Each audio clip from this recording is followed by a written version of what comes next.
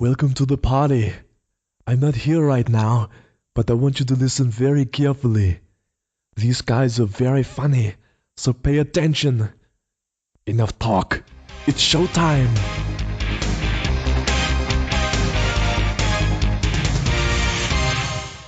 Hello and welcome to Bags of Action. My name's Steve and my co-host is Pete. Hello. This episode we are talking about the 1993 film Last Action Hero starring Arnold Schwarzenegger. Last Action Hero. Sorry. Yep, you carry on with the power ballads. Fine, I know this album inside out.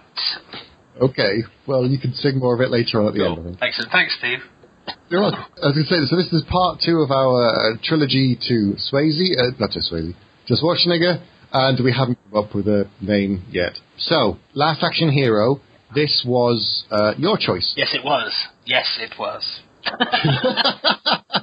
Okay, so do you want to do the setup of this film and tell everyone what it's all about? Well, I'm going to tell you the reason I think a lot of people are disappointed by this film is because when you hear about it, you go, okay, so it's written by Shane Black, who wrote Lethal Weapon, and we've talked about quite a lot on the show before. Although he was adapting, he wrote the screenplay, but the story was written by a guy called Zach Penn, who was 23, sold his first screenplay, but now he writes most of the Marvel movies for Fox and for Marvel, so he's done rather well for himself. So to imagine that, you go, okay, this is, you're an action movie fan. This film was written by Shane Black, who did Lethal Weapon. It was directed by John McTiernan, Die Hard and Predator, and stars Arnold Schwarzenegger. And for me, at the time, the soundtrack featuring some of my favourite bands, like Alice in Chains, and not quite as favourite bands, like Megadeth and AC/DC. And it's a film within a film. Now, all that added together to me sounds like it should be perfect. Yes. It has all the things that you'd really, really want. Essentially, it's a bit of a satire. It's kind of meta, a film within a film. The top-line story is there's a character called Jack Slater, and there's a boy called Danny, who's a massive Jack Slater and action movie film. He gets a magic ticket, very Charlie and the Chocolate Factory, and that ticket takes him into the world of the film where he gets to meet Jack Slater, who's unaware that he's a fictional character. That's it in a nutshell, really. So Jack Slater is essentially this action hero, but he's a fictional character like the Terminator or Rocky Balboa or, someone like that from these films. He's someone who's had lots of sequels. Yep. He's a tough-talking cop who chews a cigar, shoots lots of people in the films. There's explosions all the time. He hates authority, and yet he's the good guy. Yeah. Yeah. He's a kind of a mashup of lots of stereotypical... He's a very Shane Black character, but Shane Black is kind of almost taken the mickey out of his own writing style, and Arnie is very much taking the mickey out of his own characters, I think. And so it opens at Christmas because it's a Shane Black film. It has to. It's like, well, maybe that's it. The story was written by someone else, and Shane Black wrote the screenplay. What did you do? Well, I just changed the words into Christmas. I made it start Christmas. So it's very Shane Black. You straight away get an angry black lieutenant who's shouting. There's a big bombastic hostage scene, bodies being thrown from the roof. And then, in he walks, 5 o'clock shadow, as you said, smoking a cigar. And he won't wait for a hostage negotiator. And then Tina Turner talks to him. Yes, I saw that and thought, wait, is that Tina Turner? Yeah. It was Tina Turner. He hits the deputy governor. So it's kind of all the things. It's almost like the punch scene at the end of Point Break. You get it at the start. Yeah. And then all his one-liners are very Arnie. And then you find out the bad guy, who's called the Ripper, has Jack's kid, his son Andy, hostage, with quite a big, scary axe. Yes, and then was playing Tom Noonan, of course. That's right. Who's known for playing villains, and there again, he gets to play both himself and the villain, the Ripper. So it's very meta. Very meta. Very Grant Morrison, this film. So you get all the cliches, you'll lose your badge. And he has lots of weapons on his person, which is the first kind of out-and-out gag, because at this point, the tone, although it is kind of pastiching, at the time, this was just what action movies were like. But so when he kind of goes, I know you've got other weapons in there, and he starts taking out, almost like a Two Ronnie sketch or something, he starts taking out all these different guns, and then you think, oh, okay. But then he throws a grenade. Yes. But the trick is, it's not a grenade. It's a knife that looks like a grenade. And his son stabs the Ripper in the leg and throws the axe at Arnie. Now that scene was made for 3D. If this film was around now in 3D, you know, he throws it at the thing. The axe would come out the screen and hit the audience. It would. Yeah. It doesn't. It doesn't. Thank God for that. I hate 3D. But it's the reason it's flying. I quite like it. It depends what it is. Okay. It flies towards the screen, but that is a device to get us to suddenly be the audience that it's flying towards, because we're in the cinema. Oh, we're watching this Jack Slater film on the screen, but on our screen. It's a screen within a screen. And then there's a kid complaining that the film is out of focus, played by Austin O'Brien. And this is Danny, and he's in this really run-down cinema. He's the only person watching the film. The cinema, it's more of a theatre, really, that's showing. It reminds me of the cinema. Amazing. The cinema in Monmouth, not quite as grand as that I used to go to when I lived there. Which, and one in the Isle of Man I went to see. What did I see there? Oh, the last Indiana Jones film. Oh well, it was a nice setting, and there was a penis there. I can't say that word very well. A pianist. A man playing the piano, Steve. You just said there was a bare penis. I thought, what? What kind of cinema were you in? Indiana Jones and the Crystal Pianist. Apparently. So was it like a porn cinema you wandered in by accident? Anyway. Starring a different John Hurt. Apparently. Ooh. So the cinema theatre looks amazing, except that it's incredibly run down, it's incredibly dilapidated, and it just looks like it's seen much better days, and blatantly it has, because Danny's the only person watching this film, and it's out of focus, and no one seems to care apart from him. I'm jumping ahead a little bit, but when I first saw this, I remember thinking, oh yes, it's kind of a spoof of action films. Well, not really a spoof, but it's satire, kind of. But now it feels a bit like a love letter to cinema as well. There's some things later on that kind of the relationship that this kid has with, you know, the cinema. Films are almost like a surrogate father. In a way. Absolutely. So he goes to see the old projectionist, Nick, who's played by Robert Prowski, who I recognise from Mrs. Doubtfire. Ah, okay. Mm-hmm. I couldn't remember. I didn't know where he was from. I kept thinking he was the guy from Gremlins 2, but it's not. Okay. So he's been watching the third Jack Slater, and I think Nick tells him that he can get him a preview of the fourth Jack Slater. Before it's yes, it's a special midnight viewing. He says, if you come back tomorrow at midnight, I can get you in. And he's like, oh, brilliant, yeah, and he's really excited by it. But of course, he then has to leave the theatre. Yep. And he's supposed to have been at school, and he hasn't. And then we get to see at school his teacher is played by Joan Plowright, which seems like a massive waste of an actress. Yeah. And this is cut quite a lot. It's really weird. I don't know. It's very weird indeed, yeah. So Danny's late for class, but he stumbles in, and she's teaching Shakespeare, and then as part of the class she starts showing them Hamlet. Hamlet, yes, with Laurence Olivier, I believe. No, rather than Mel Gibson. Yeah.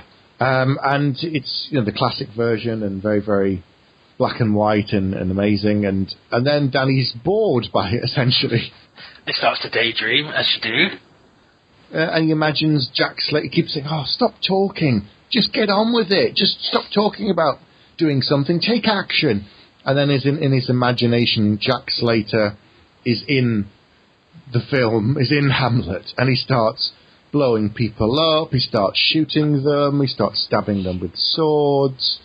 Trying to make it more interesting. Arnie playing a character. With lots of bad Shakespearean one-liners and sort of stuff. It was painful, to be honest. And it's black and white, but it goes colour in some places when he blows things up. Yeah. I've already got a feeling we're not going to agree about this film. That bit was very weird. It's a bit weird. There is some more weird. No. Anything black and white in this film is weird. There's some black and white stuff later, which is very weird. So he gets home. We get to meet his mum for the first time. She's annoyed that he never goes to school and always goes to the cinema. We find out his father's dead, I think, in conversation. Do you know how, though? Because I have just watched it. No, I think she just says, says, I didn't want to be a widow. Yeah, at 40-something, she says. I thought, wow, okay, harsh. So, and then a burglar breaks into the house. well, she goes out to work and says, lock this up behind me, and you get the impression that they live in a shitty area, and it's a tiny apartment, and Danny's supposed to be doing his homework a bit, and he's watching the clock, and he's thinking, right, he'll go out to the midnight screening of the film. He opens the door to his apartment, looks out and sees a kind of old guy shuffling along, muttering to himself. So he closes the door, waits a few minutes, opens it again, and then this bloke just bursts in and essentially is there to burgle, the apartment. Yeah, it gets him to handcuff himself to the toilet. Yeah. Because he says first he says to Danny, oh, come on then, you're a big guy. Yeah. Gives him the knife, turns his back on him and says, I'll make it easy for you. And Danny doesn't, and then the guy's like, right, handcuff yourself. So he handcuffs himself to the toilet, and he rummages around the apartment, and he comes back and basically has a go at Danny, going, you've got nothing, you've just got junk, you've got no jewelry, you've got no money, you've got a team that's crap, I can get $20 for, you've got nothing. Nice way, again, of telling us that they've got no money without any exposition. Yeah. Too much. Yeah. And then, poor, you've got nothing, really. So he ends up in the police station. Yes, and so here's one of the first things that they then parallel later on. It's one guy talking to him, rows of desks and phones, and it's really ordinary, mundane. It just looks like an office, really. And he just sort of says, oh, well, your mum says go home and lock the door. Yeah, and they're not doing anything to help him. They're not going to try and find the guy. They're not really that interested. Really don't care. It's just, this is this neighbourhood unlucky kid. And so he goes to the cinema. Does he go straight to the cinema from there? He does. Yeah. Yes, he's supposed to go home, but he doesn't. So he gets to see... Does he... I'm trying to think. He bangs on knock on the front door, it's locked, goes round to the back and bangs on it, and Nick says, oh, I thought you weren't coming in, weren't going to be here. And he lets him in. And then he gets offered something very special. Is it Werther's Originals? It is. Oh, brilliant. It is. And love them. Roll titles. Yeah, he offers him a magic ticket. This is the bit where I remember when I first saw this. So a long time ago. Even though I knew the premise, I was like, why is he? What? He's offering a magic ticket that he was given by Houdini. The escapologist is giving him a magic. What is it? This is a bit weird. This is very not weird. But you can, here's a magic ticket. I can't remember what he says to him. I've never used it, but who knows, kind of thing.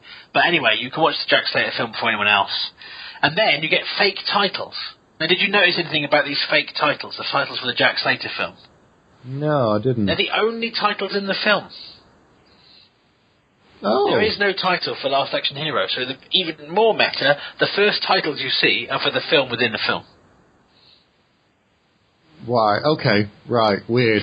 And then when the titles come up, it obviously says starring Arnold Schwarzenegger, so then you're like, I remember the watching, I was like, oh, it's not just a character played by an actor, it's a character played by Arnie, who is Arnie. I was a teenager, I scratched my head a lot. I just went with it. At this point, watching it, I just went, oh, okay, so it's Jack Slater 4, and it's so much of a pastiche of action films. It's like the point. Lethal Weapon, or Second Lethal Weapon, it's just like even Iron Man 3, the attack on Tony Stark's house is very similar to this scene. But it's even worse than that. It's the fact that Jack Slater's second cousin is kidnapped by drug dealers. Yes. His favourite second cousin. It's just like, how far down the pecking order? I know. How many films have... The fact it's only fourth one, it should really be like Jack Slater 17. Yeah. Every other cousin up to this point. It's very knowing. Yes. So he's kidnapped by some drug dealers. Anthony Quinn, one of the drug dealers. Yes, trying to play a trick on him. Yeah. To set him up for something, and Charles Dance we're introduced to as Mr. Benedict, who's this crack shot, and he's got a weird eye. Yes. And he hates his boss. He calls him, as well, essentially a wanker, for always getting he's mixing his metaphors, and it really annoys him. And then we go to, I think, there's a police drug bust, 2 uniformed cops doing a drug bust on a house, and then Jack Slater turns up because this is my second cousin's house. He's not a drug dealer. Then Arnie goes in, sees him tied to the chair. We have a bit of Basil exposition from his cousin. The two mob families are joining forces, Jack. Yeah, but we've already been told that this is going to set this up. And then there's a car. He notices something pinned to his cousin's chest. This was just ridiculous. I love this bit. So he opens, it's almost like a cigarette case, and it just says... what does it say first of all? It says something else. I can't remember. But then it's got a number 3. Oh, it's 5. It starts at 5. Oh, 5, right. Then he takes it, and there's another card, there's a 4. Then he takes it number 3. I'm thinking, okay, after 4, you'd know what was going on. So he just runs out the house, and the house explodes, and the 2 cops go, "Get back!" And the 2 cops get back and get blown up. Yes. And Danny in the cinema says, "Oh, they're both dead. Yeah, they're dead." And then it cuts. But it doesn't. One of them's in the tree. And did you notice the riff? Yes, it was the sax riff from Lethal Weapon. Yeah, and the older cop goes, "I'm too old." They go, 2 days to retirement. That's what he says. Yeah. It's just a complete riff of Murtaugh from Lethal Weapon. I was going, hang on, so when was Lethal Weapon made? When was the first one made? 89, I think. Right. So this is like 4 years later. That's the thing. It feels like, in many ways, this film is being made now because of the way it's looking back. But this was right in the middle. It's like Arnie had come off of the back of Total Recall and Terminator 2. Yeah. It should be something you'd make now, not 93. Yeah. It feels more like Expendables, in a way. True. It is true. So... And the bad guys turn up in a pickup truck. For some reason, I never understood this. I was just like, right, 6 guys with machine guns. The bomb didn't work, and now they've got 6 men with machine guns. Okay, just go with it. Just go. Stop trying to dissect it. Just go with it. So I'll let them. They chase him, and it's a car chase, and they're shooting. And they throw. And he drives an open top car as well. Yes. So no one has roofs in this film on their cars, on the vehicles. So and then one of them throws a stick of dynamite.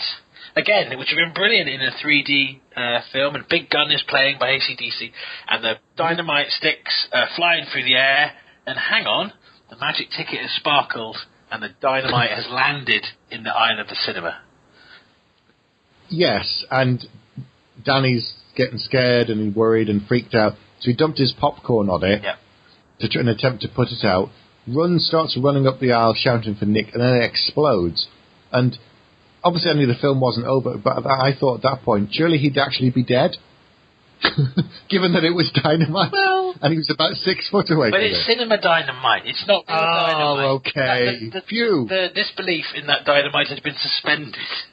Of course, like much of the things later on, we have to. Yes. Because it tells us to. Yes. So, then Danny suddenly is transported, and he's in the back of Jack Slater's car. So now he's in the film with Jack Slater, but not Arnold Schwarzenegger. No, and the first thing, that's very clear. And he's looking at him like, I'm in the film, and he goes, yep, the bad puns, the voice, the hard rock, this is really happening.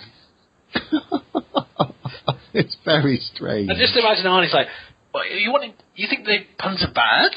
You think I've got a strange voice? You don't like hard rock? What's going on? And then you get a very, very over-the-top chase scene. Yeah, lots of people shooting and cars blowing up. And driving off bridges, landing and carrying on, to all the typical kind of outlandish stunt stuff. Plus, one of the thugs gets killed in the most outrageous way I've ever seen in a film ever. Do you remember this? Well, no, from what you've just said, I think I should, but no, go on. Okay, so they, one of the cars, I can't remember which one, or one of the gunmen is shooting at them. Arnie throws the dynamite back at them. It misses them, but it lands in an ice cream truck, that's right. which explodes. And an ice cream cone hits one of the gunmen in the back of the head, and so it burrows through his head. The force from the explosion was so much that it goes back through the man's head, and he dies. And Arnie says, "Ice that guy." like that. And that guy, if I remember rightly, I think he's from Death Warrant. Or one of them's from Weapon. There's Endo from Lethal Weapon. I think it's the typical cast, like the lower cast of all these films. I think as well, I might be wrong, but that kind of the dried out. It's not a dried out river, but it's a dried out kind of the tunnel thing. It's like in T2, isn't it? I think so. Yes, it's this sort of overflow reservoir type things that they have in Los Angeles. And again, I put kind of he plays chicken, which becomes an important thing throughout the film, and also, of course, Red Heat, we talked about last time with Arnie, involved the chicken scene. There's a couple of Red Heat moments in this. Then I put plays chicken, explosion, semi-naked women. This is a movie. Yes. So the guy, chicken's out first, and the car explodes, and Arnie's fine, and everything's okay, and his car should be in pieces, having flown off a bridge and been shot up and all the rest of it, but it's fine. So he drives to the police station. He does. The LA Police Department. Yeah, and so this is when it gets a bit weirder. A little bit, because he says, Danny says to him, I thought I was dead. And he goes, I guess I'm going to have to, got my whole life ahead of me. And Arnie says to him, Jack Slater says to him, yes, you've got the whole thing to look forward to. Acne, shaving, premature ejaculation, and your first divorce. It was at that point, that was quite an unexpected line. Pretty much, yes. At that point, I suddenly thought, okay, so the Jack Slater character at this point seems to be quite a 2D character that's intentionally that way and is a pastiche of so many. And then suddenly you've gone, but suddenly it's a little window into his life. And you get it feels something that maybe Riggs would say, and even more so what Last Boy Scout, Bruce Willis's character, would say. Again, both Shane Black films, so no surprise there, really. But it does have that feel. I've written here, this is the point where I wish there was really a Jack Slater series. Oh, dear. So they pull outside the police station. Yes. And it's Cameo A-Go-Go. It is Cameo A-Go-Go. And Danny recognises them all. So they walk past Sharon Stone in her Basic Instinct outfit in white, having a cigarette at the front. Yep. As they go in through the door, Robert Patrick, dressed up as a policeman from T-1000, comes out the other way. They go into a police station, and of course this is the reflection back to what it was like before. It's the fake police station. It's huge, it's massive, it's colourful, it's really nice. It just looks like a great place to be, and there's lots of music playing. Yeah. And lots of women in scantily clad, attractive women for no apparent reason walking around the police station. Yes, which we come back to later on with the video shop, which is hilarious in itself. And again, a little bit of an insight to Jack. He has recorded different voice messages depending who's ringing him, so he can walk away from his desk. Yes, and it's his ex-wife who rings up, and he's there going, and then he gets the tape out, puts that into a tape player, that's right, which I thought was hilarious. It's probably one of the last heavily, apart from more recently Guardians of the Galaxy, but at the time, this is probably the great last hurrah of the cinematic tape deck in '93. Yeah. And you so then you get to meet John Prentice, played by J. Murray Abraham. Yes, who's a cop that he's worked with in the past, who seems like a lovely guy. Yes. That bit isn't kind of made very obvious straight away, is it? No, it's not. It's not John Practice. It's not telegraphing anything at all. And we get to meet his Lieutenant Decker. That's right, who shouts so loud his window smashes. And I put here, at this point, it feels like a normal army film crossed with Beverly Hills Cop meets National Lampoon's Loaded Weapon. Yes, and then there's something that... This is the bit where it kind of it jumps the shark in a way. Maybe the animated... It stumbled into Roger Rabbit's territory. Yes. You've got this weird partnering going on in the background where this sort of on-duty cop desk sergeant is pairing up people, like he's saying, the rabbi, you'll ride with Johnson, and there's a guy and a rabbi who's apparently also a cop, and then so-and-so, you'll ride with him, and then an animated cat, is that a cat? Yeah, it is a cat. Gets to ride with this woman who's sort of 2 foot tall and about 5 foot wide. And, the kid's staring at it, I'm staring at it going, what the... Yeah. But, and I think, now when we talk about it, I suppose it is, at the time, there were a lot of films with, partners who were dogs, partners who were kids, partners who were on a ride-along, all this kind of stuff. So I suppose it's kind of, buddy cops are either two cops that don't get on, or they're a cop and some other person.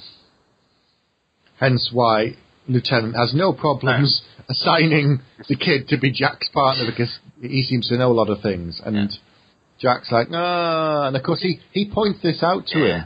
He says to Jack, he keeps saying to Jack, we're in a film, we're in a movie, we're in a movie. So this is ridiculous. Like, they've just made a kid your partner. And then they go to a video shop. That was a nice throwback to the past. And this is... Do you remember those? I do, just about. And then this is one of my favourite moments, because they see a Terminator 2 standee sign. But one moment, that is not Arnold Schwarzenegger. It's another Planet Hollywood person. It's Sly Stallone as Terminator. And so he queries it, and then Jack Slater turns and says, that's his best performance ever. Yes, there were sort of hints of Planet Hollywood, and I almost expected to see Bruce Willis turn up at some point, but he didn't, which was amazing given everybody else who was in this. Maybe he wasn't available. It's nice. It's kind of the flip of, isn't it Tango and Cash that Arnie gets a mention in? They talk about him one day being president. I can't remember. I think so.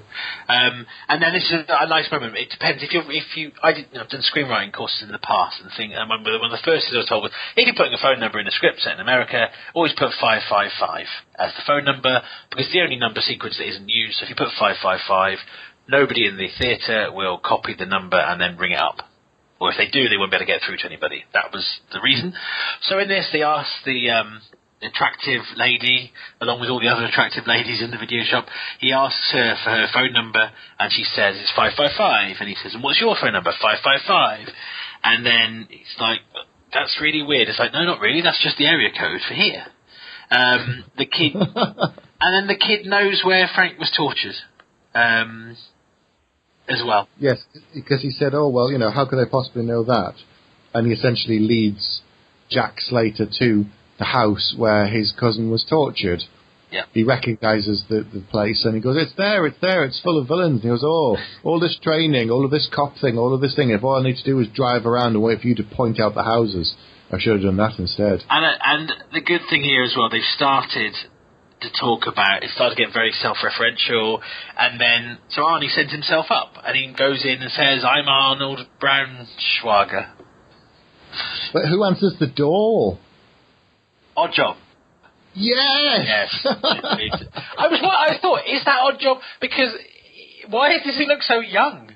And then it's a bit like Bolo Young. How can Bolo Young of Bloodsport be the same man as in Enter the Dragon 20 years later and not look any older? But Odd Job is obviously similar, has never aged. You'd think he would, somehow. Well, this is his son of Odd Job. Son of Odd Job. Is that Bobber Job? No. That's something to do with the Scouts or something. Yes, I believe so. Okay. So, we should probably actually use the actor's name, really? We should. Do you know what his name is? I don't, I'm afraid.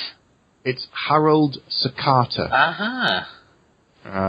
So who was in, of course, the James Bond film Goldfinger, I want to say?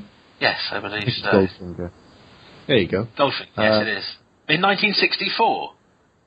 No, hang on, that can't be right. It can't be him. He died in 1982. It's not him. It's not him. Because he died 11 years before this film was made. Right, so who was that? I don't know, I'm now going to look it up. Last action hero. Man who looks a bit like Odd Job. This is going to... I thought you haven't aged. No, I haven't. I've been dead for 11 years. It's amazing. Hang on a moment. Talk amongst yourselves. Oh, God. As himself. I've just seen Sven Olive Thornton in this film. I never even noticed him. Of course I have to watch it again. He's in every film. I can't find... I know who played the rabbi, but I can't find... If you know who it is, get in touch. Or if it's you, ring us up. 555-3128. Marshall Dancing Elk Lucas played uncredited police officer. Ooh, Professor Tanaka. There you go. He plays Tough Asian Man. Awesome. Professor Toru Tanaka, Charles Charlie Jr. Kalani. He was arguably the successor to Howard Sakata as the archetypal Asian henchman. He died in 2000, age 70. Oh, gosh. These guys are just dropping like flies. Well, he was 70. So, True. Hang on. He's the son. He is the son. He is the son of Charles... Hang on. Sir Charles Kalani. Yes. Well, the rest of the guy was Tanaka. Sakata. No, it's not related. Okay. He was his... It says here, built like the proverbial Patton tank. Professor Toru Tanaka was arguably the successor to Howard Sakata. He's also in Running Man and Dark Man. There you go. See? This was his penultimate film. He was then in Hard Justice in 1995, and then he died. Gosh, he's been in loads of stuff. If he wasn't dead, we'd get him on. He's in the 80s. He was a WWF wrestler as well, and the Fall Guy. Oh, I'm sad now. Oh. Anyway. Well, at least we learned something. I thought it was odd job. Well, I think that's obviously the idea, that we thought he was kind of the Benjamin Button of large Asian men. That he'd been around when Goldfinger was made, and therefore it had to just be him. Anyway, that was a longer than expected sequence about that particular part of this film. The man was not Oddjob. So, as well as sending up his name, he starts to mock his own catchphrases. Go on. He turns around and says, "I'll be back," and he's like, "They didn't know I was going to say that." You always say that. Do I? Yeah, you always say that. So we've already started to have that kind of bit more, another layer of meta. Yeah. This bit is when it gets a little, ridiculous, because Charles dances there and basically it's wants them to leave the building and go away. Yeah. And he clicks his fingers and there are 6 dogs behind him. Oh, and he goes, ooh. And then he turns back and then they look again and the dogs are in a pyramid. He goes, it sounds like they know some tricks. Yes. And then the trick is to become a pyramid. It's bits like that and the cartoon cat that I still can't understand why. Because it's already heightened and it's already funny, and it just becomes a little bit... Unless it is just, look, the things that happen in these films are ridiculous. Look how ridiculous this is. And there's lots of Wizard of Oz references in this scene, which makes sense because the film has got that kind of one world into another world kind of thing going on. I think so. Yeah. Through the Looking Glass, Alice in Wonderland almost thing as well. And Charles Dance has a smiley face on his glass eye. Yes, this time it was a Target before, and now he's got a smiley eye, and he says, "Have a good day," and tells him to bugger off. And then Jack goes to visit his daughter. Yes, do you recognise her? No. That's Pete Sampras's wife. Is it? Bridget Wilson at the time, now Bridget Wilson Sampras. Yes. Wow. Lucky bastard. She's lovely, back then. What? The way that I find that funny. Yes, so I did not know that. Yes, Bridget Wilson Sampras. Yes. She's been in quite a few things. And he remembers back now, get a flashback to his son being taken hostage and him shooting the Ripper, but his son fell off the building and is dead. Yeah, so this was, I thought, hang on, at this point I thought, because I haven't seen this in a long time, I thought, did Danny change something by coming into the film? Okay. And then I realised, no, we just never actually saw the resolution. I was thinking that he'd saved his son, and actually he didn't. He lost his son, and his son died because he got pulled off the roof with the Ripper, and they all died. I think with this film, it can go from dogs in the pyramid to dead son within minutes, which I guess is what a lot of action movies do. So that's possibly part of the gag. But it reminded me a little bit of Face Off, which I used to think was amazing. And maybe we'll cover it one day. But I rewatched part of it the other day on TV, and it was ridiculous. And that film feels like everything being sent up in this film, but turned up even more. But obviously, there's a son that dies at the start of that film. And not only is his son dead, he would now have been the same age as Danny. Parallels. Boy with a dead father, father with a dead son. They've met each other, filling voids in each other's lives. Suits you, sir. Voids, filling voids in other people's lives. Sounds very dubious. That's what you sounded like when you were doing that. Sorry, I apologise. It's been a long day. So Charles Dance's men turn up, heavily armed, I put it. Yeah, Arnie goes off to do something. I can't remember. I don't remember what he's gone to do. It's one of those kind of random plot points. Yeah.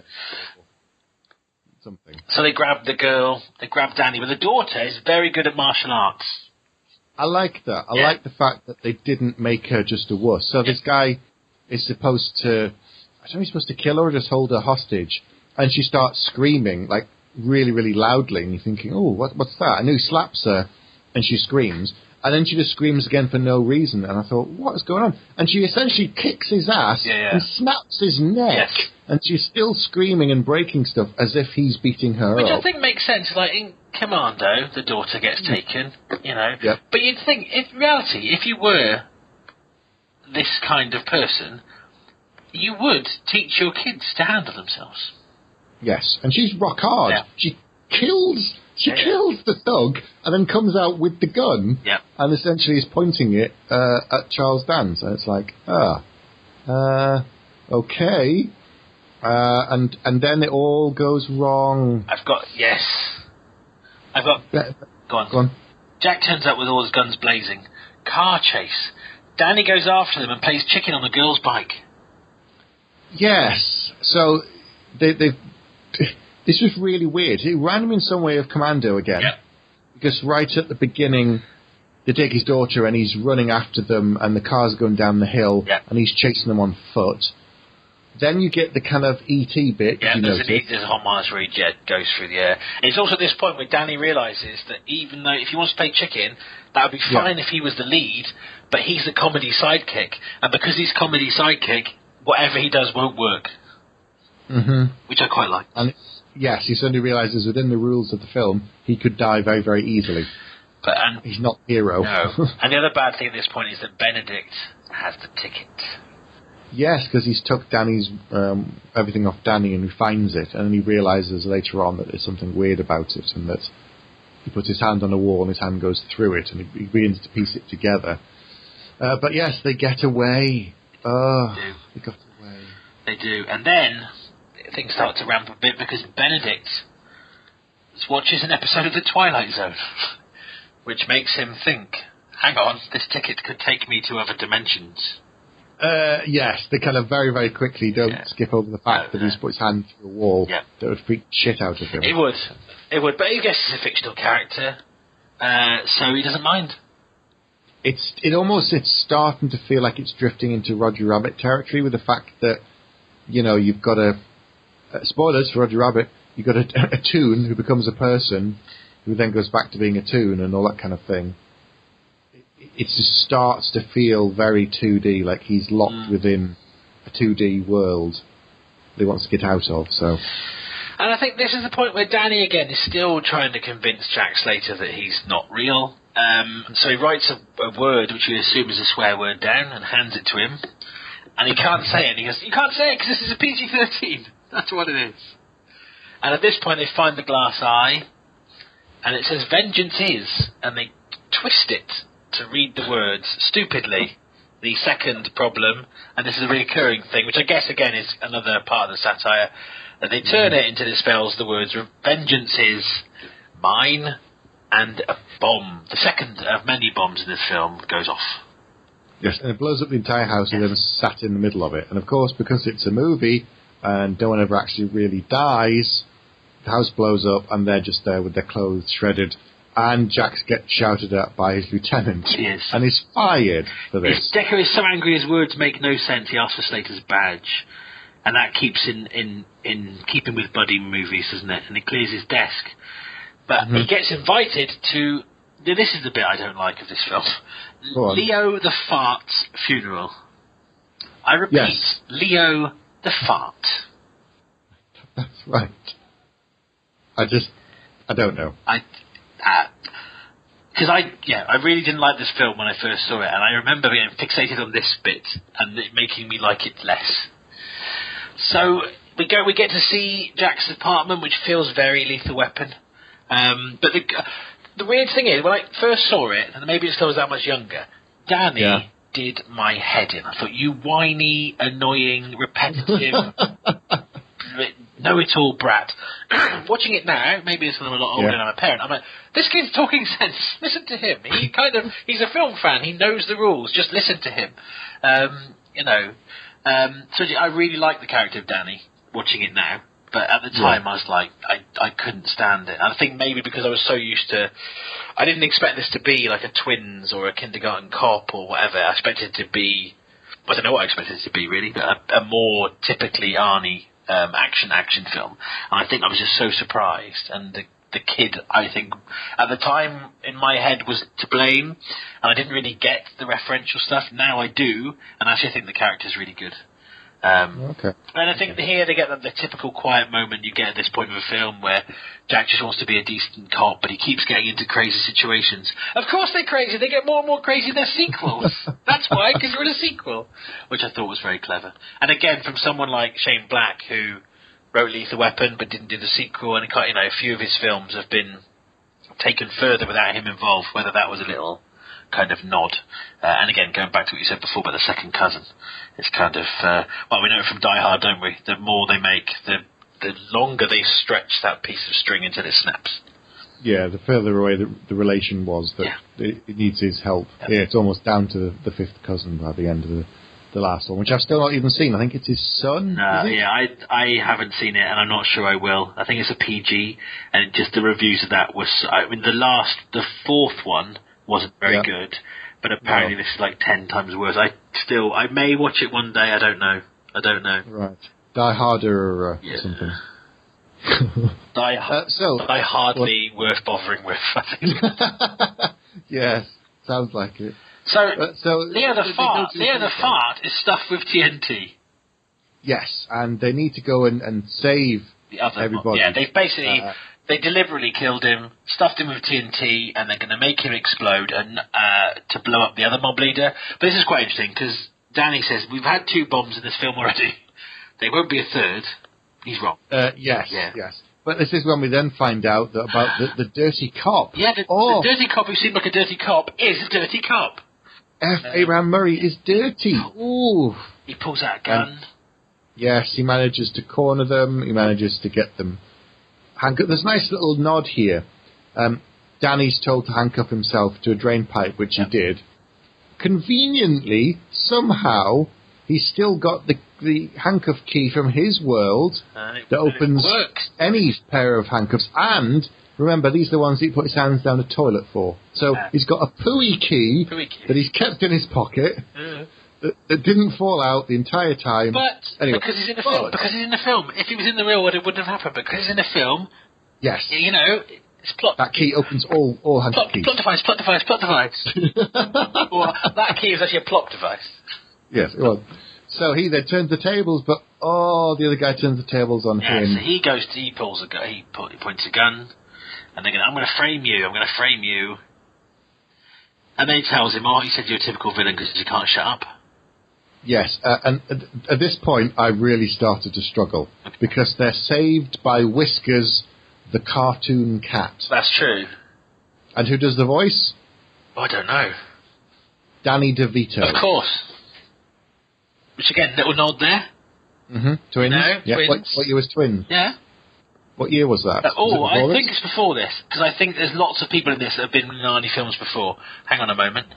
Twins is 1988. Wow, Jeepers. Okay, so... Jeepers. Sorry, it's a PG-13 podcast. We've already said bollocks and we've sworn several times. But anyway, yes.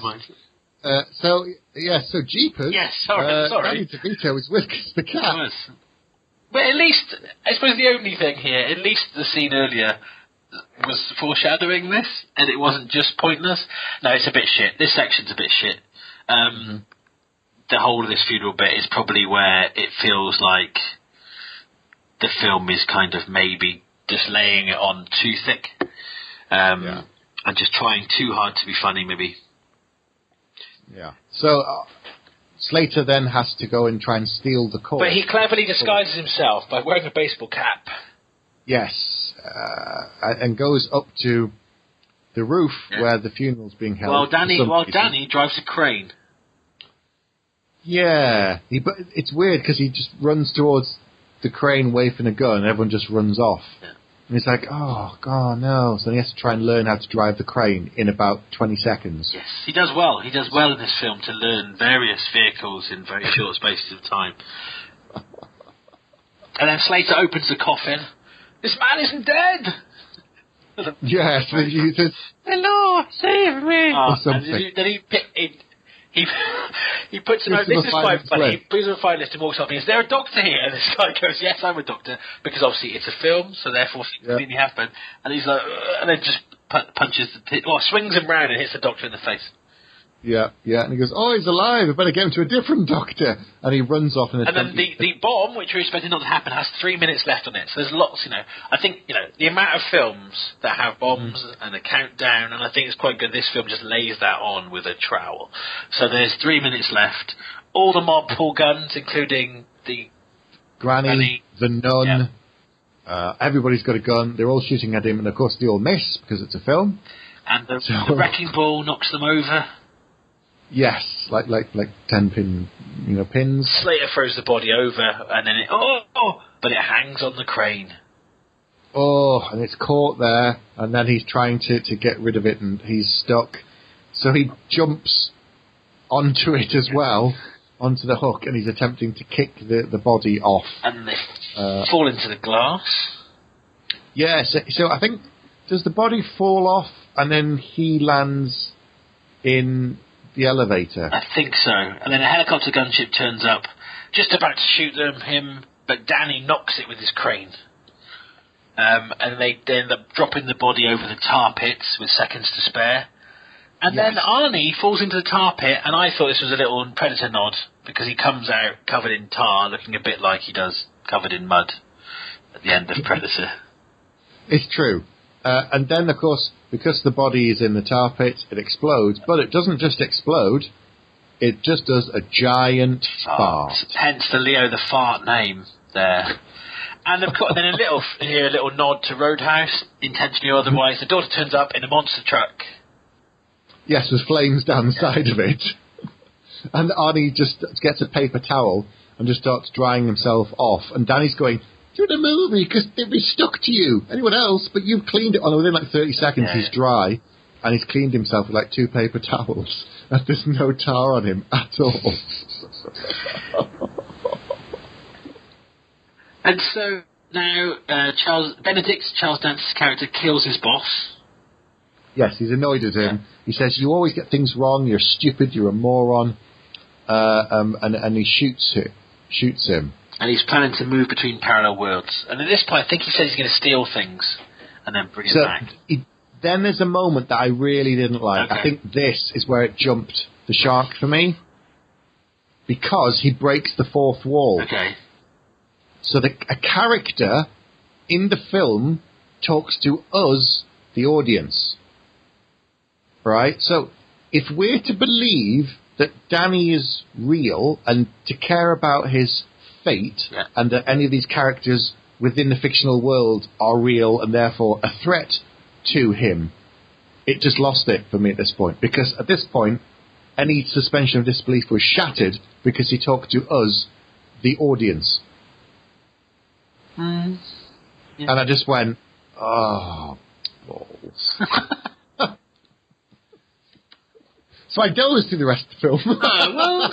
No, I was awake. Well, at least it was a fictional character doing that. Yeah, I didn't like it. I think that was a misstep. I think that was. There's a few missteps. Yeah. But then, so Benedict and not Odd Job. No. Fall through. Yep. Into our world through with the ticket. The magic. Well, hang on, because actually, doesn't he get the monster truck smashes through their pool building, doesn't he? And then it's Jack punches him through the wall into the real world. Or he throws him. Yeah, that's right. And then he just goes straight through the wall, and you think, oh, he goes. Normally, they break the building or they break the wall, but they don't actually just go through it and disappear. As always happens in these films, once you've gone one way, and you've done the fish out of water, you need to flip the fish out of water and do the opposite. So Danny takes Slater through into the real world, but it's not LA, it's New York.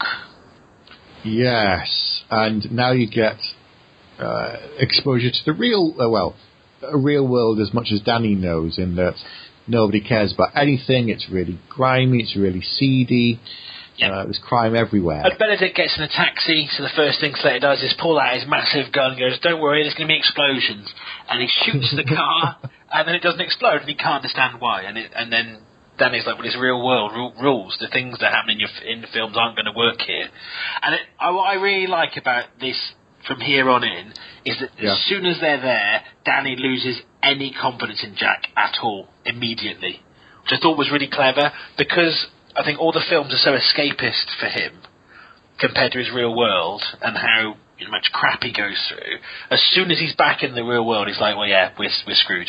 And you're not going to be able to do anything here. Yeah, because it's not real. He knows it's not real and he can't do much compared to the real world. So Jack, of course, decides to play chicken because that's his staple response in these situations. And then Danny's worried because if you drive a car into another car at high speed, you're just both going to die. That's what's really going to happen. A lot. Yeah. Yes, really. Yeah. He's trying to warn him, saying the rules don't work this way. It doesn't work this way. So they do crash, and there's a clever little moment here. I thought, he's like, well, you are okay. He's like, yeah, that taxi's too old to have an airbag. And Odd Job's dead. Not Odd Job, I should say. Professor is dead. Yes. His character has fallen through the windscreen and then he goes, so I checked that he's dead. He's like, no, don't worry about it. Jack's like, don't worry about it. He's sure he's dead. Just leave him there. He's like, they always look dead. They're not dead. In Die Hard, the guy's hanging there and looks dead and he's not dead. Which I thought was good. I guess that's the reference to a Bruce Willis thing. Given we've seen Stallone, maybe that's the one reference we get to the Planet Hollywood trilogy. Benedict is not there. No, he's gone. Oh, he's escaped. And that must mean the ticket's on all the time, not just occasionally, and when Houdini says so. Yeah. Anyway. And I think, at this point, you get, there's two sides to Arnie, isn't there? There's his characters that are super, super, supremely confident, and that, can do anything. And then in his comedy roles, he tends to be this kind of giant child, this kind of wide-eyed, kind of slightly lost person, and as soon as he gets to the real world, the character kind of shifts between the two Arnies in a way, and he starts to be really out of his depth and starts to. Not only does Danny lose confidence in Jack, but Jack starts to lose confidence in himself. I think so, yes. So he realizes he's fictional. He realizes he has no place in this world, and that everything he knew is fake.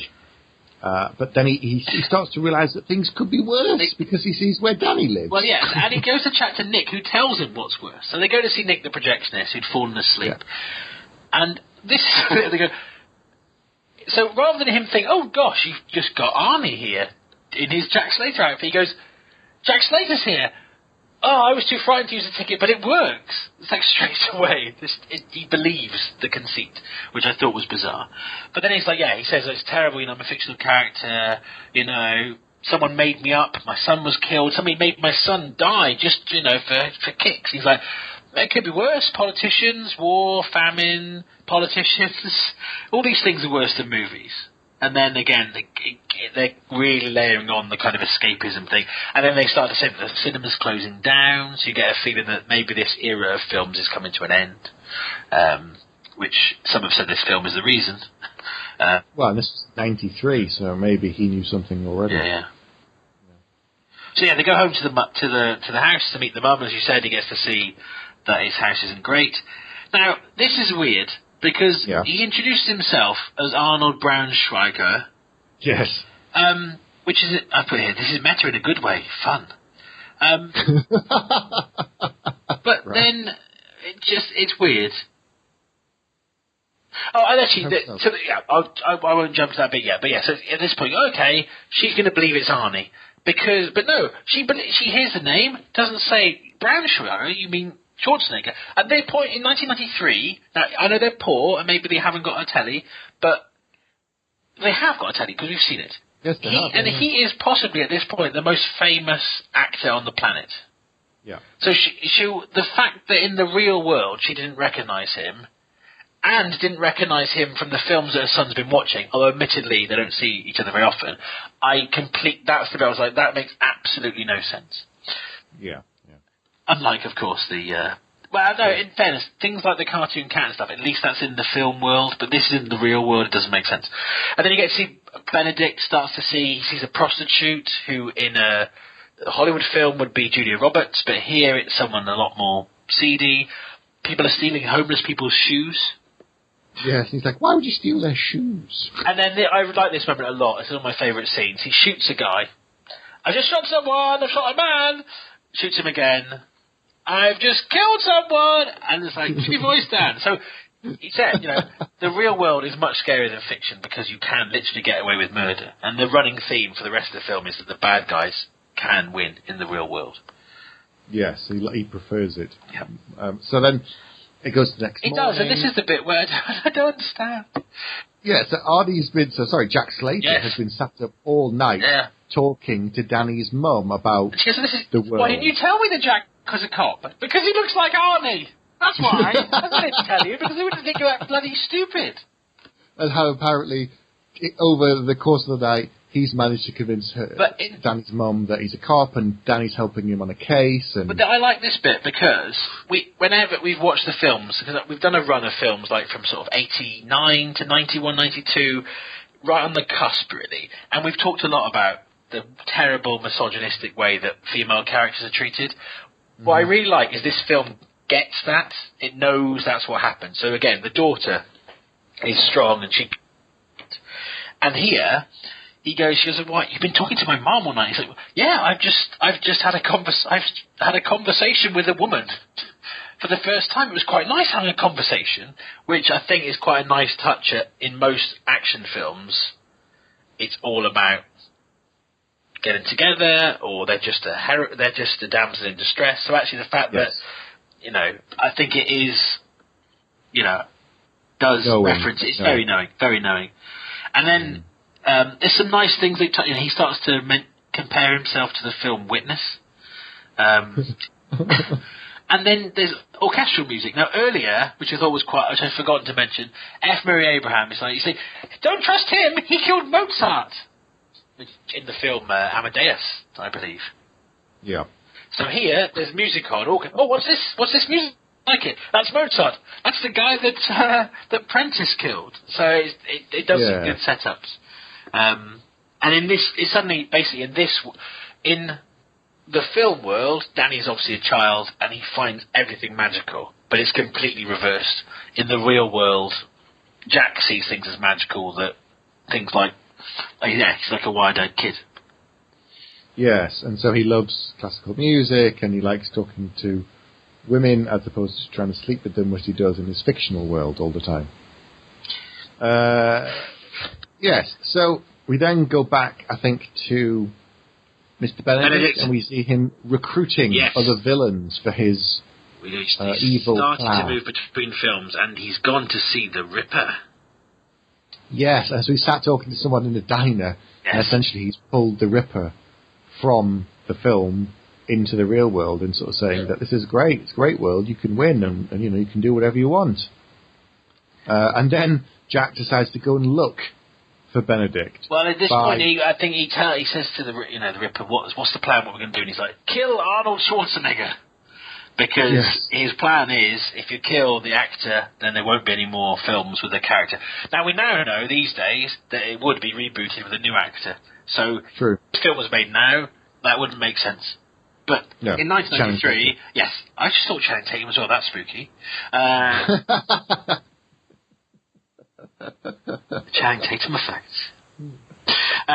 Yes, so they're off. They're going to plan. He gets in a cab, and he's off to kill Arnie in the real world at a premiere.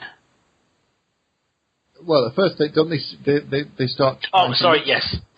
Apologies. And Danny's trying to explain to him that New York's massive. Yeah. You can't find him just by It's walking okay. around. Usually, you can. Usually clues appear.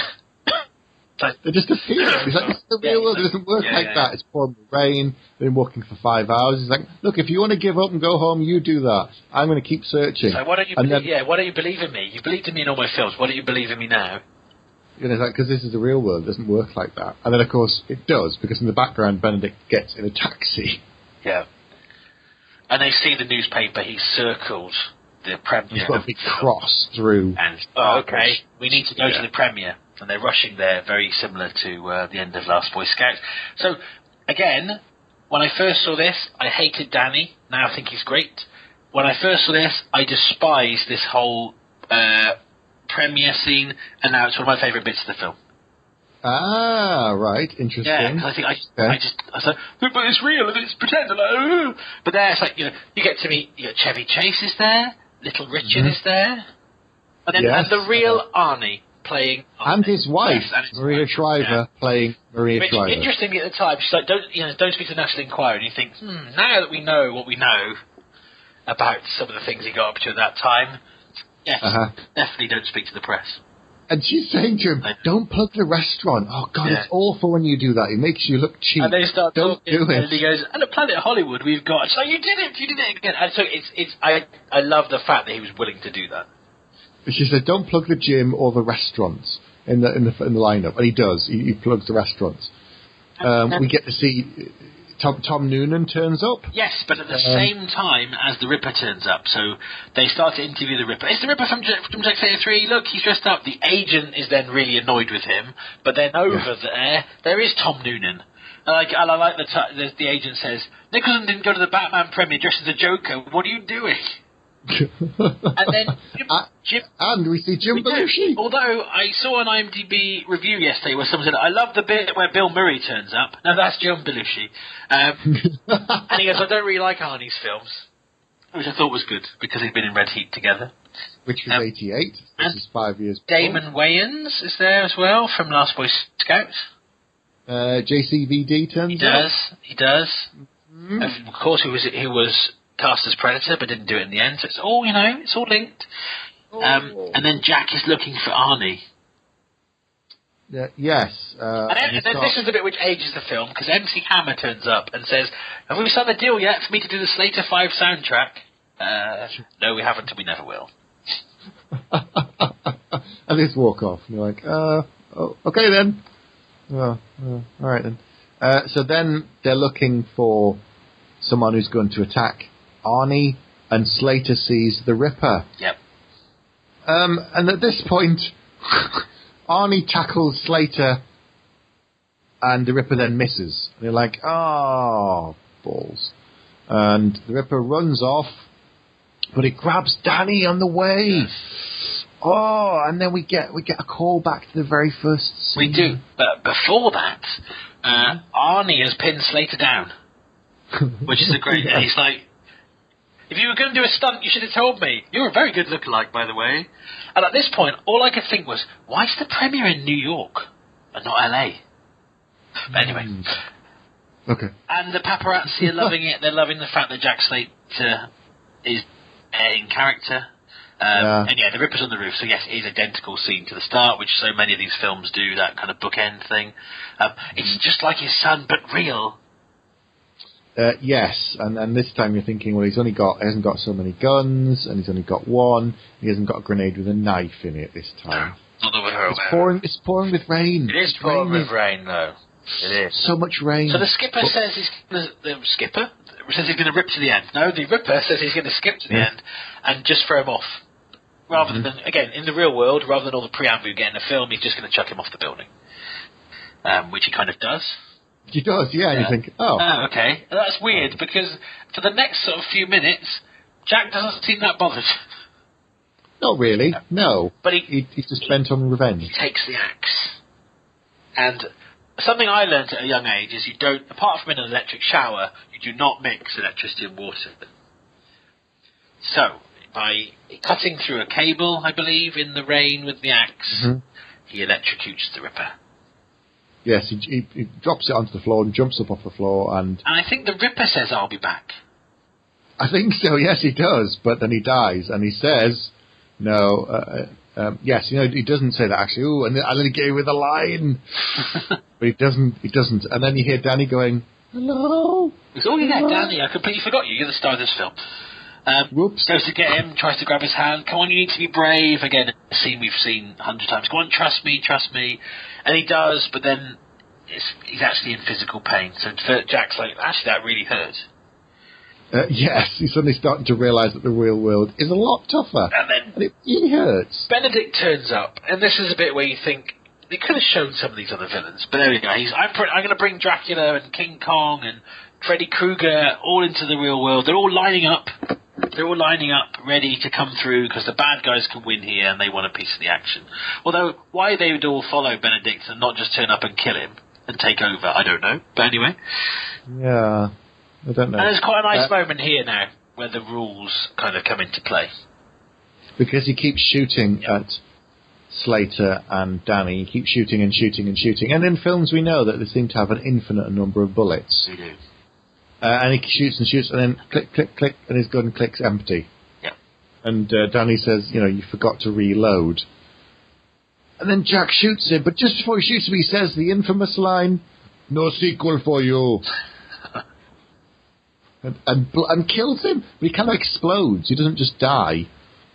Benedict sort of just explodes, and then you see the half of the ticket stub flying down, and it lands on the floor outside a different building. Apparently, and this is the weirdest bit of this film. Would you agree? One of them. Carry on. So then the ticket, of course, goes into the film The Seventh Seal, where Sir Ian McKellen is playing the part of Death. Mm-hmm. And then he comes into the real world. And you think, oh, shit, the bad guy's dead, but this is Death. He kind of trumps. He's the winner of the biggest villain award. You see Jack in an ambulance bleeding. I couldn't quite work out exactly why he was bleeding. He got shot by Benedict. That does make sense.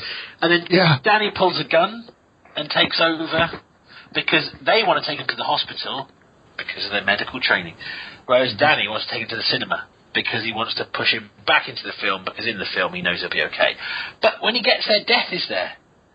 And this is just weird. Really weird. Yeah. Really, really, really weird. Oh, Jackie, I've come to see you because this Jack is not on any of my lists. Well, he wouldn't go to this because he's a fictional character, but then again, so are you. Because even if you believe in Death as a personification, you've just come out of a film. Told you. And then he says to Danny, am I on your list? No, you die a grandfather. No, he says yes, but you die an old grandfather. And he's like, oh, all right. And do you know what you should do? You should look for the other half of the ticket. So then Death becomes a Deus Ex Machina that gives them advice. I don't understand. Steve, I don't understand. Maybe what actually happens is that whenever you even create a fictional version of Death, it's actually just another aspect of Death, and therefore it is Death. And the cinema is a mirror into your soul. Maybe you can't ever really create Death. Maybe he's always there, and every time you try and pretend to be him, it's actually him, who's actually Ian McKellen, apparently. Wow. I just no. For thinking on your feet, that was impressive. I put here a sentence I never thought I'd type. Death feels a bit tacked on. But he just sort of says, you die of this, that, and the other. Because he also says to Danny, essentially, you're a bit thick. Because he says you're not very bright. If I were you, I'd look for the ticket, or the half of the ticket or something. So he does. He goes through the box, and they're all gold. Yeah. Which I also thought was weird, because surely if Houdini had given him a special one that was gold, why were all the other ones gold? I don't know. Anyway, so there's only one that's magical, which Danny finds because he can. And then he shoves Jack back into the film world and goes with him. Hooray! He goes with him, and Decker's shouting his head off. And Jack can tell it isn't the real world straight away, so he's home, and he sends Danny home. It's a little bit like the end of Labyrinth here. It's kind of like, go back and look after your mother. Like, this kind of, I'll be here. If you ever need me, just put a film on. I'll be right here. Yeah.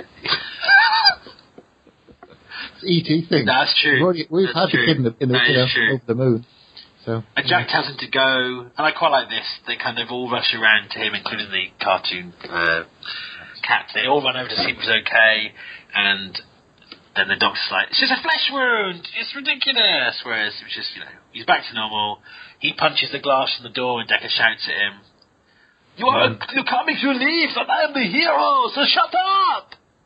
I've made him French. I've just made him French. I don't know why. That was very good. I like that. And then he rides. Oh, he drives. He doesn't ride into the sunset. You can't ride a car. Well, I suppose you can.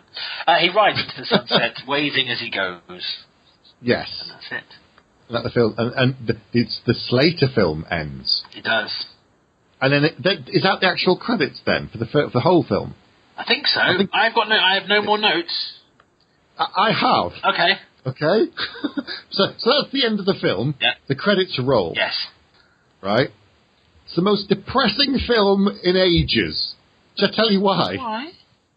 Danny is still living in a shitty apartment. His mother's still working all hours. The city is still rife with crime. He still shoots somebody and nobody cares. He's still got no money. He's got no friends except for an old man. Yes. But Steve, he can still watch action movies. Yes, but he's got no money, he's got no prospects, he's got no life. His only friend is a weird old man who runs an old cinema that's going to be shut down at any minute, which we kind of knew at some point. And his life is no better. But he's a fictional character. Hooray. His life has been enriched by the experience. And he hasn't learned from it, apparently. He's learned. Well, yeah, do you know what? I haven't thought of this before. You've made me miserable now, because there should be something that changes him and his mum, or some little kind of, or the cinemas say, or something. Cinemas say, hooray! It's kind of, there needs to be an end in the real world, as there is an end in the film world. Or it jumps forward 50 years and you see Danny happy, surrounded by his grandkids. Watching Jack Slater 82. And Jack Slater waves at him from out of the screen, just as he dies and his eyes close. That would have been more upbeat. This, he goes back to his shitty apartment where someone won't rob him because he's got nothing worth stealing, so they'll probably just stab him to death and then leave him. No, because he won't be stabbed to death because he lives till he's a grandfather. But death's fickle. What does he know? No, death's sickle. Very good. So, yeah, he's got a life of misery before he dies an old man. I'm a bit concerned that you are rapidly removing one of my bags, as it were. Or your testicles. with your rusty saw of negativity. My rusty saw of reality. Well, there you are. That's the message. Real life is shit. Watch a film. Hide in films. Yeah. You'll be okay, everybody. Well, thank you, The Grinch, for appearing on the podcast. It's been lovely spending time with you again. Are we ready for some score? Well, I don't know now, because you made me doubt my very existence. But are you real? I don't know. I put here, this is the Wizard of Oz for action movies. All the bits I hated at 19, I now love. Right. It's all about how fictional characters help us through life with escapism, and even in the worst possible situations, they give us something that makes life less shit. Although you've just convinced me they make it more shit. Makes them less shit until the film ends. And you have to go back to facing reality that's cold and hard. But that's life, Steve. We can't do anything about that. Not through the medium of talking about slightly old action movies. Am I on the wrong podcast? What's happening? Dylan, you son of a bitch. Shut up, you idiot. It's time to give a score. Do it. Do it now. I hated this film when I first saw it. Not I hated it, actually, that's too short. I disliked it, then I grew to like it a bit more. Then I played the soundtrack loads. And I've watched bits of it again on TV and kind of gone, oh, it's a bit better than I remember. But I really enjoyed it this time round, despite the things that we've just massively picked holes in. But I think I don't know, maybe I'm at that age where I'm nostalgic and I like looking back at growing up, and, I love films. We wouldn't be doing this show if we didn't both love action movies. Yeah. And I think I liked it for being so knowing, I liked the satirical stuff, and I just liked the fact that it reminded you kind of why you watch films in the first place, which is to escape boredom. So I don't know, there's something about this film that I think it... And also, you compare it to some of the films being made now, and I've mentioned The Expendables, which is kind of going for this kind of thing, but I don't know, I think you're going to be very surprised in a minute when I give you my score. Okay, then, let's go to the story. You go first. Okay. Steve, I'm going to give this film 4 bags. Explain yourself. Okay, because I just said, do I like about it? I think maybe it just caught me in a good mood, but I just kind of went, I thoroughly enjoyed it. The action is good, the humour is good, it is ridiculous, and say as a teenager, the ridiculousness irritated the hell out of me. You can't do that! This is an action movie, come on! But now I'm like, and I think because we do this show, and we talk about action movies and kind of dissect them, this is doing exactly that. So some of the things we talk about, this film is sending up, and I think it was ahead of its time. Okay, yeah, I'd agree. I would agree that it is ahead of its time in that it almost predicted the way, by mocking certain things about action films, that maybe I almost think that Shane Black had got to the point where he was trying to do some things and people were saying, no, we want more explosions and more this and more that. And he didn't want to do it, which is why he may have shied away from certain sequels. Yeah, because he hasn't... came up other opportunities. Because ultimately he hasn't written that many films for someone who's that successful. And I think he was just getting really fed up of, Hollywood and the system. It's one of these things where you do something and they go, brilliant, do another one, almost exactly the same, but call it a sequel. And he's there going, well, you can't. No, it's fine. The people will lap it up and they keep milking the cow until it's dead, whereas he wanted to do something else. So I give him credit and the other writers for doing that and for knowing it somehow. As for the film itself, I didn't enjoy it, to be honest. The bits where it broke the fourth wall really shattered any suspension of disbelief that I had. And at that point, I didn't actually care about Danny's fate because I knew that it didn't matter because even within the realms of the story that they set up and the rules that they've created, it didn't matter because they broke them. So I really struggled with it. I like Arnie films. And as you said, given all the people involved with it, given all of the cameos and all of the names and everything, it should be brilliant. But it wasn't. I'm going to have to give it a weak, disappointing 2 bags. I almost gave it 1, but we're not allowed sort of have full bags. Had you seen this before? Yes. Okay. Yes. I saw it a few years ago. So yeah, it's a weak 2 bags for me. Mine's a 4. But I can't. I think I'm struggling to actually say why. Maybe it's just my Shane Black kind of sweet spot again. And it's interesting. He did this, and then he sold Long Kiss Goodnight, which is actually, I got this wrong on the last show. I think I said this was the highest selling screenplay of all time. That I think was Long Kiss Goodnight, which is the only film of his I don't like. See, I like that for. Ooh, you're going to pick it another time, but we've just probably just given away how the score's going to go. But who knows? I may like it now. I may find a new... but then after that's 1996. He didn't do anything until Kiss Kiss Bang Bang in 2005. So I think you're right. I think he was at the point of, I'm sick of this. Because Kiss Kiss Bang Bang is a much more personal story. Iron Man 3 isn't, but it's very different. And The Nice Guys, the film that he's filming at the moment, is more of a private detective kind of thing. Although he's also doing the new Predator and Dog Savage, so who knows? Let's get in touch on Facebook, on the group. Come on to Twitter and tweet us at Bags of Action. Let us know if you agree with me and that Last Action Hero was pretty shit. Well, if you agree with me, it's an underrated classic that people aren't clever enough to understand. That's right. Even us. Yes. Long live Leo the Fart. Odd job? No. Everyone's dead. Everyone's dead. Everyone's dead, Dave. Good night. Good night. Good night. You have been listening to Bags of Action. No bullshit. You'd better stick around for the next episode, because if you're lying, I'll be back.